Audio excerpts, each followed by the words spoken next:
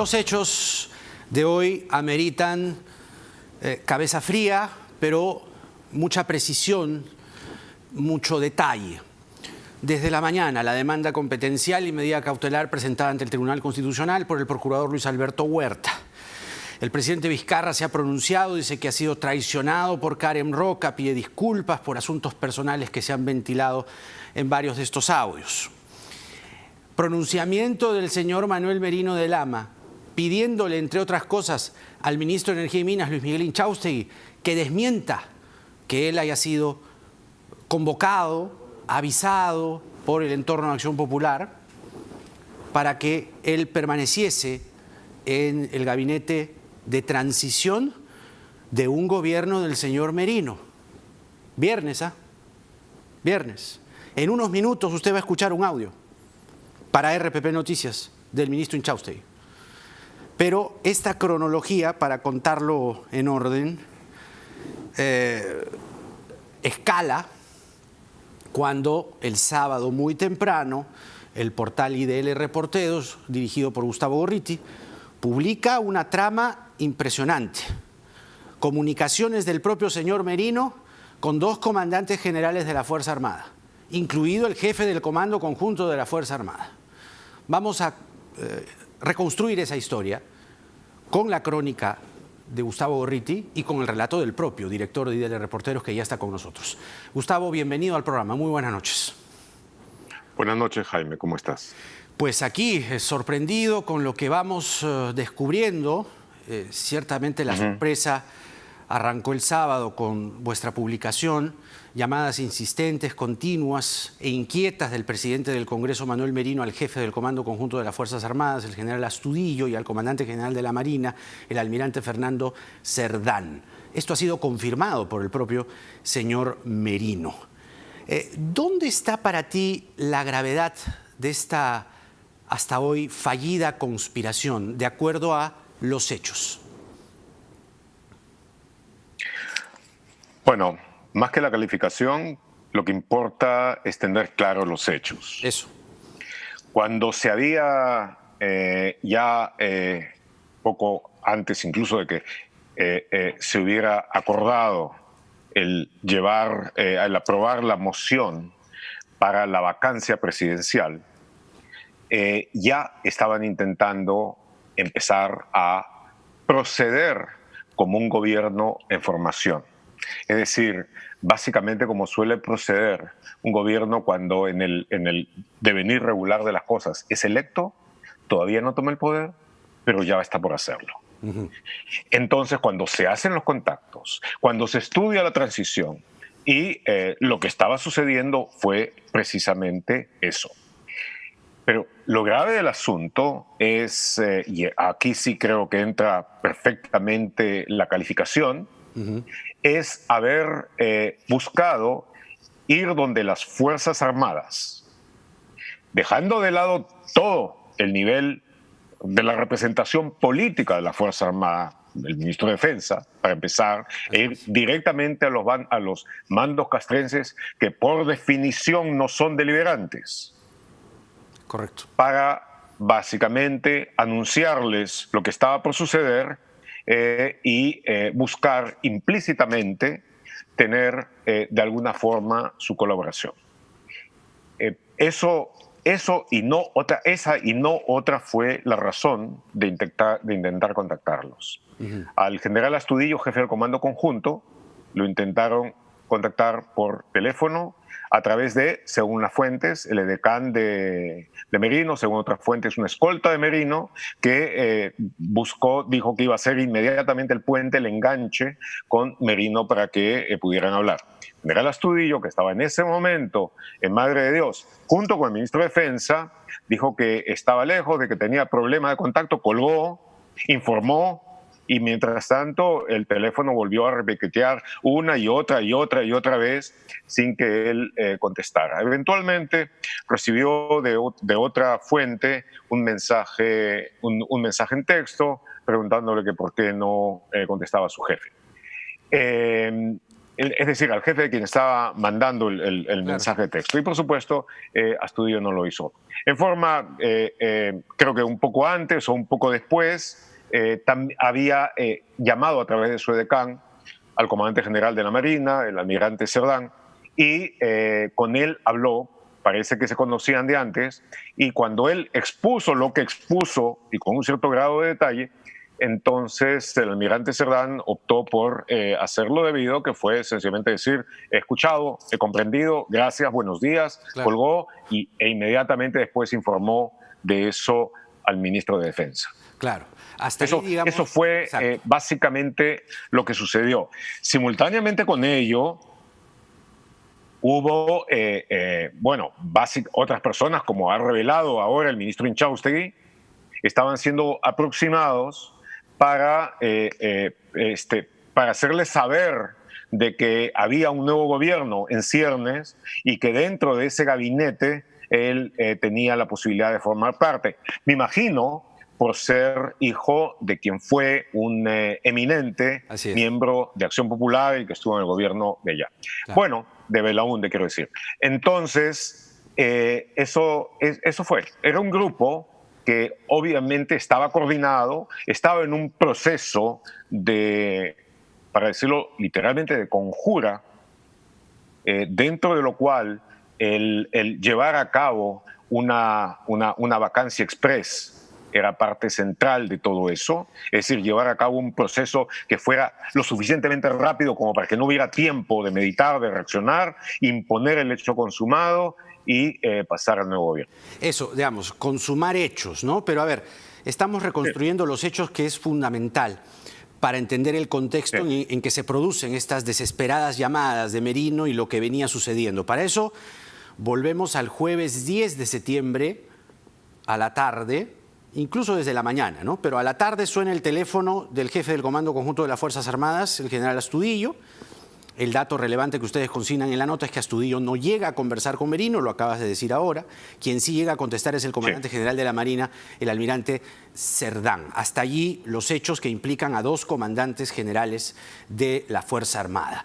¿Quiénes integran? Bueno, en el caso de Astudillo es el jefe del Comando Conjunto. Así es decir, su jefatura comprende a los todas tres las Fuerzas institutos Armadas. castrenses, exactamente. Sí. Pero ¿tú crees o eres de la idea de esto que el presidente Vizcarra ha llamado fuerzas oscuras, que tienen a Merino a la cabeza de esta conspiración para hacerse del poder muy rápidamente? ¿Quiénes más podrían integrar estas fuerzas oscuras que querían, está, digamos, cada vez aclarándose más esto, tomar rápidamente el poder y coger en frío a mucha gente, al país entero, digo yo? Sí. Bueno, queda por ver si Merino era la cabeza o no. Ajá. Y eso es una de las cosas que se irá aclarando en el futuro próximo conforme se conozca esto más. Al menos la cabeza nominal, ¿no? Sí, claro, iba a ser la cabeza nominal y iba a ser elegido por el Congreso como el presidente de la República durante el tiempo que tomara su mandato. Pues estaba él, obviamente, si uno ve el tipo de acción que se llevó a cabo, estaba una persona que ha tenido una participación prominente en esto, es Alarcón. Otra persona que ha tenido una participación prominente es Chejade. Y ha habido otros que han estado también formando parte de eso. De hecho, si uno también estudia cuáles han sido los patrones de votación para hacer posible el que se produzca la moción que aprueba el juicio inmediato express por vacancia, entonces está claro de que en esto participaron una parte fundamental, muy importante, la bancada de Acción Popular, APP sin duda alguna, Podemos, al margen de toda duda, UPP también.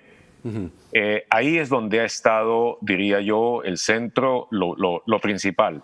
Claro. Tengo la impresión, Jaime, de que dentro de cada bancada, no todos han participado, pero que sí participaron aquellos que tenían la suficiente fuerza como para manejar una votación. ¿Cuál es o cuál vendría a ser el papel de Otto Gibovich en esta historia? ¿Ha sido realmente, como ustedes lo indican, un enviado de Merino? El diálogo que publican el sábado temprano comienza así. Las Fuerzas Armadas no pueden ser mencionadas por el presidente del Congreso, escribe Guibovich. No lo creo, continúa. Yo mañana las mencionaré, son de la patria. Es una cita textual. ¿Hasta qué nivel de la intentona llega la participación de Guibovich? Lo que puedo decir es de que lo que hemos consignado es totalmente fidedigno. Ese intercambio de mensajes que hubo entre Guibovich y el ministro de Defensa, el ministro Chávez Cresta, es totalmente fidedigno a la letra. El día en que se producen las llamadas de Merino, temprano, Alarcón presenta los audios. Simplemente le dan el uso de la palabra. No ha habido aparentemente quiero subrayar, un filtro previo, una escucha previa, por lo menos eso es lo que se dice de Merino, ¿no? Que él simplemente le dio el uso de la palabra. El tema era la ley de sentenciados, que tuvieron que aprobarla ya casi por presión ciudadana y del propio presidente, hay que decirlo tal cual los hechos. Sí. ¿Cuál es entonces el papel de Alarcón?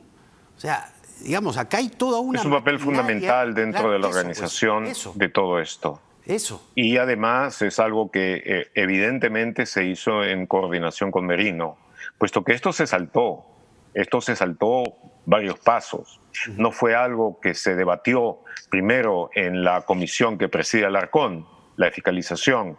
Se enseñó y fue de frente al Pleno y inmediatamente después se escuchó sin que hubiera habido ningún grado de corroboración, ningún grado de estudio de la autenticidad de eso, no, de frente para crear el impacto, producir el resultado y seguir adelante.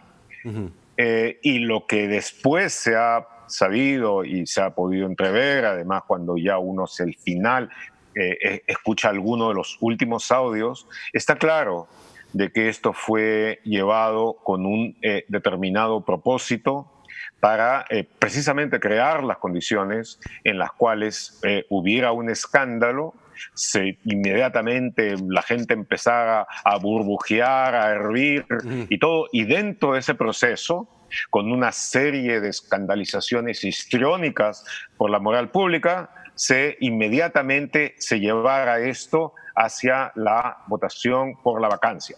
Se sometiera a un simulacro de juicio a Vizcarra y en el mismo momento o inmediatamente después, se lo vacara. Y se creara con eso una realidad de hecho, al margen de lo que después pudiera descubrirse. Entonces, el que haya sido, el descubrir esta conversación y los intentos de conversación con los mandos militares, lo que tuvo de muy importante es que dio de ver de que esto estaba organizado, que estaba previamente establecido.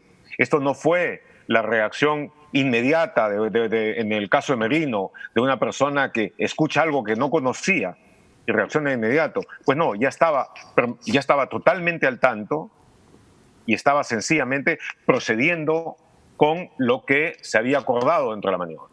Asimismo, también hay algunos dirigentes políticos que se fueron o de los que tienen influencia notoria, manifiesta en sus partidos, como por ejemplo el caso de Acuña, que primero dice de que está en desacuerdo con que se apruebe la moción y todo, y les pide a los parlamentarios de su grupo pensar, meditar, una suerte de disciplina a la que no parecen estar muy acostumbrados, y después los lanza adelante, en determinado momento los lanza adelante para, en el momento en que sale revelada las nuevas cosas, recular inmediatamente de nuevo. Claro.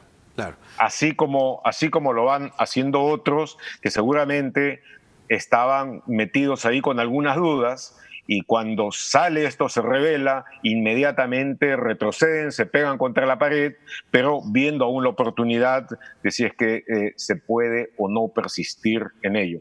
Claro. Porque yo personalmente no tengo ninguna duda, haciendo el análisis más somero de la secuencia, interrelación de los acontecimientos, al margen de lo que yo haya podido saber de fuentes con protagonismo en el caso, es que esto es un proceso que se ha organizado durante un tiempo con el objetivo de producir la vacancia, para tomar el control del gobierno. Claro, producir la vacancia, pero tú dices, al final, ustedes en IDL Reporteros, en el reportaje del sábado, al final, dicen que ahora ya no se toca las puertas de los cuarteles, sino se timbran los teléfonos.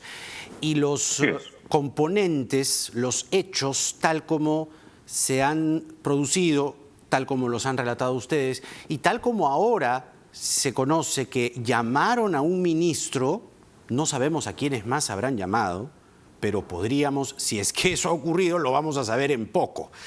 ¿Esto tiene los elementos suficientes como para hablar o advertir de una intentona golpista?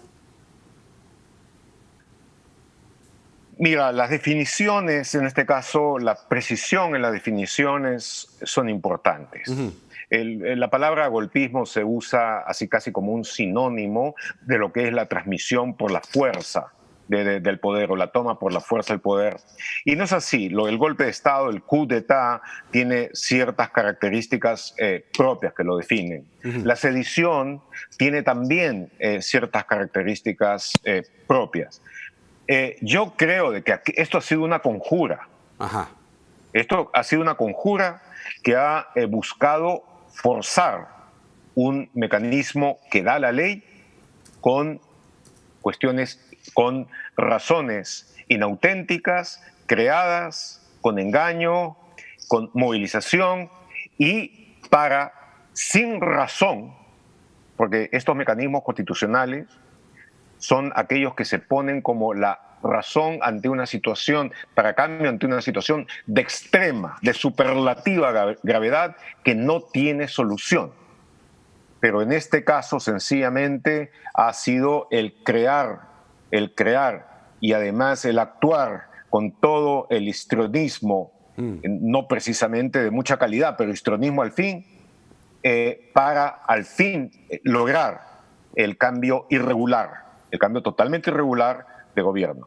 Entonces, eso es, se utilizó, se malversó la ley, se abusó de ella, se crearon situaciones no solamente falsas, sino al propósito se llevó a cabo todo ese conjunto de cosas en forma equívoca. Y lo que sí se hizo, se atropelló plazos, el sistema del debido proceso, para poder no arriesgarse a ser descubiertos y hacer la cosa con la mayor rapidez posible. Habíamos pensado de que el Congreso anterior era difícil de ser superado en cuanto a lo malo que fue y lo nocivo que fue. Este está haciendo méritos para competir. Pero la diferencia, creo yo, de lo que he podido hasta este momento ver, en este caso, es de que ha habido un buen número de congresistas que sencillamente se han llevado por lo que es la afiliación partidaria y el más o menos actuar por consigna, pero que los que han estado, según todas las indicaciones, activamente involucrados dentro de esto son un grupo menor. ¿Quiénes son y cuáles son sus intereses? Algo del el guión de lo que ha ido saliendo puede empezar a dar indicaciones. Pero has dado algunos nombres a manera de coordenadas, ¿no? Chejade por un lado, Alarcón por el otro, o tú ves más reparto ahí atrás, porque el ministro habla hoy de dos personas del Congreso que están vinculadas a Acción Popular. Entonces, el reparto va creciendo. El reparto va creciendo y cuando tú ves, por ejemplo, dentro de los audios que han salido en las últimas horas, las tonterías que se dicen ahí, por ejemplo, sobre el fiscal José Domingo Pérez, O la fiscal sobre de la sus Nación. supuestas relaciones Sí. y coordinaciones con el ex fiscal de la Nación y ahora fiscal supremo, Sí. Pablo Sánchez, las supuestas coordinaciones de la fiscal de la Nación, Zoraida Ábalos, con una pariente del presidente Vizcarra para conseguir presupuesto para la Fiscalía de la Nación, aparte de revelar una completa ignorancia de cómo son esos procesos, revelan también una completa ignorancia de cómo han sido las relaciones y las relaciones de distancia y cierta cooperación dentro de la Fiscalía de la Nación. Pero lo que sí revelan es el deseo de ir a atacar por ese lado. Yo creo de que va a ser muy interesante ver cuál ha sido el papel de Podemos dentro de este entramado poco después, y especialmente por su interés en el aspecto de la Fiscalía, dado que tienen para ellos mucha importancia cómo avance o no la investigación sobre los cuellos blancos, la investigación sobre la intromisión en el CNM, en la OMPE y demás cosas que, hasta donde entiendo, está con un avance sumamente interesante. Y asimismo, por supuesto, tiene un gran interés para algunos de estos grupos ver de que lo que se ha avanzado en la Fiscalía de la Nación en términos de la suspensión de algunos fiscales, inmediatamente rebote en contra de aquellos que han sido mencionados ahora dentro de estos audios. De tal manera que hay una serie de detalles que configuran claramente quiénes participaron y cómo se repartieron anteladamente los beneficios que buscaban esa sacha denuncia. Exacto. Ahora, hablemos de otro de los implicados, no menos importante, por cierto, el presidente de la República, quien, modestamente, lo que creemos es que hay una investigación que debe hacerse, pero que esa investigación no necesariamente amerita pues una vacancia tal como ahora se está conociendo, hecha de manera express, acelerada, intensa, apresurada. Sin embargo, ¿para ti el presidente ha respondido a la altura de la situación? Y si es así o no, ¿debería, a tu juicio, ir el viernes al Pleno del Congreso o ya estas acciones que se están develando transmiten una acción al margen de la política y, peor aún, de las formas parlamentarias y hasta de los reglamentos y de las leyes? ¿Qué opinión tienes sobre eso? Bueno, a ver, la pregunta es amplia y requiere varias respuestas. En cuanto a si el presidente respondió adecuadamente, si uno lo compara, por ejemplo, con la respuesta de Pedro Pablo Kuczynski, es en su momento, que básicamente lo tuvieron como un saco de arena al que golpear, obviamente ha sido una respuesta claramente mejor. Y sus intervenciones, en el sentido de decir de que no va a renunciar, de que no son ciertas las cosas que se indican, y la de hoy día, al hacer una suerte de pedido de disculpas por las cosas que han salido, me parece que en términos generales, aunque no llegan a los niveles que uno pudiera esperar de claridad, de elocuencia en un jefe de Estado, sin embargo, son funcionales. Ahora, dicho lo cual, él pide disculpas y las pide con mucha razón, porque lo que ha pasado revela obviamente una falta de criterio en la selección del personal que lo ha acompañado, una falta de criterio en la selección, en el manejo y en la forma de llevar esto. Por último, hay en los audios que han salido algunas cosas que tienden a sugerir de que se tomaron medidas incorrectas, por decirlo menos, en cuanto a haber intentado maquillar de alguna manera la mayor o menor presencia de Richard Cisneros, conocido como Richard Swing, en Palacio. Yo me pregunto hasta ahora por qué era tan importante ocultar eso. Así es. ¿Por qué? Digo, no creo que estuvieran discutiendo sobre un proyecto atómico del Perú, francamente. Y si lo que uno tiene es algún amigo que hizo durante la campaña, por ejemplo, y hasta un presidente puede perfectamente tener el derecho de darse unos cuantos minutos para pues hablar frivolidades. Y sobre eso no tendría por qué ser ningún secreto. Pero todas esas cosas, básicamente, sí, ameritan ser investigadas. Ahora, ¿quién las va a investigar? En este caso, muy claramente, eso corresponde a la Fiscalía. Ya lo está haciendo. Eso corresponde a la Fiscalía. Y si se encuentra alguna responsabilidad dentro del presidente, pues hay pocos meses antes de que termine el ejercicio de su cargo y entonces pueda responder como un ciudadano más. En cuanto a si debe ir o no debe ir al Congreso. Cuando esta presencia en el Congreso es una suerte de juicio. Así es. Es una suerte de juicio ante un jurado, sin siquiera un buen juez como moderador. Normalmente, cuando uno va a un juicio, uno espera que haya una posición imparcial de parte de aquellos que van a ser los juzgadores. Uno espera de que haya una capacidad de escuchar las razones de uno y no que haya una postura que se ha tomado ya y que no importa lo que se diga, será de todos modos sustentada.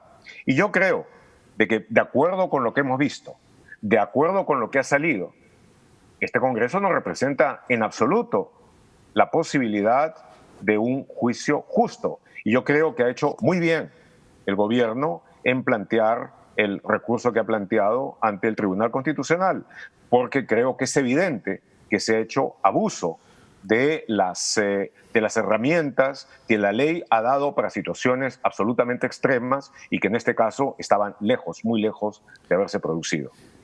De nuevo, el presidente Vizcarra tiene que responder algunas cosas de orden político por falta de criterio, por no haber tenido la capacidad de rodearse de la gente adecuada o de haberse desprendido a tiempo de quienes no lo eran. En segundo lugar, va a tener que responder a alguno de sus colaboradores también por cosas que sugieren el intento de enmascarar algunas cosas que se produjeron, que por frívolas que parezcan, merecen ser conocidas a fondo. Quien debe hacer eso es la Fiscalía, y debe hacerlo en sus plazos y con los recaudos y garantías que da la ley, pero también con las facultades que ella misma proporciona. Gustavo, como siempre, muchas gracias por estos minutos, por las explicaciones, el análisis y sobre todo el relato de estos hechos que, sin lugar a dudas, colocan al Congreso en una situación altamente delicada. En unos instantes va a estar ya con nosotros el procurador a cargo de la presentación de tanto la demanda competencial como la medida cautelar. Gracias nuevamente a Gustavo Gorriti por esta entrevista con nosotros. Hasta una próxima oportunidad, Gustavo. Les ofrecí escuchar al ministro de Energía y Minas, Luis Miguel Inchaustegui. Él ha hablado hoy para RPP Noticias y desmiente al señor Merino, al presidente del Congreso. El señor Merino en la tarde, en la conferencia, dijo que el señor ministro salga a desmentir que alguien de Acción Popular lo haya llamado. Bueno, el desmentir